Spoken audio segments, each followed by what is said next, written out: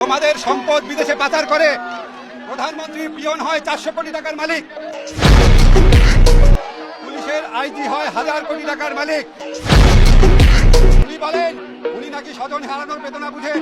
উনি কারো স্বজন হারানোর বেদনা বুঝেন না, উনি শুধুমাত্র নিজের স্বজন হারানোর বেদনা বুঝেন। বাংলাদেশ স্বাধীন করেছে মুক্তিযোদ্ধারা, উনি মনে করেন শুধু উনার বাবা স্বাধীন করেছে। আমরা প্রথমে আমাদের শত শত ছাত্র হত্যার বিচার চেয়েছিলাম, আমাদের সমন্বয়করা ছাত্র হত্যার বিচার চেয়েছিল, আর কিছু চাই নাই।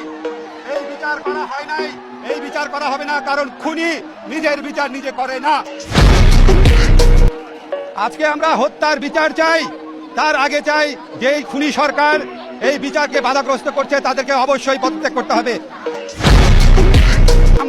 আমরা তোমাদের থেকে সাহস পেয়েছি, আমরা তোমাদের পাশে থাকব। আমাদের যদি মৃত্যুও হয় আমরা তোমাদের পাশে থাকব। আজকে আমি এখানে এসেছি আমাদের তরুণ প্রজন্ম, আমাদের জেনারেশন জি, তোমাদের প্রতি আমার শ্রদ্ধা জানানোর জন্য, তোমাদের প্রতি এই জাতির কৃতজ্ঞতা জানানোর জন্য। তোমরা বাংলাদেশের ইতিহাসে ব্রিটিশ আমল থেকে শুরু করে সবচেয়ে বড় স্বৈর শাসক, সবচেয়ে বড় হত্যাকারী শাসকের বিরুদ্ধে রুখে দাঁড়িয়েছ। তোমাদের জয় সুনিশ্চিত।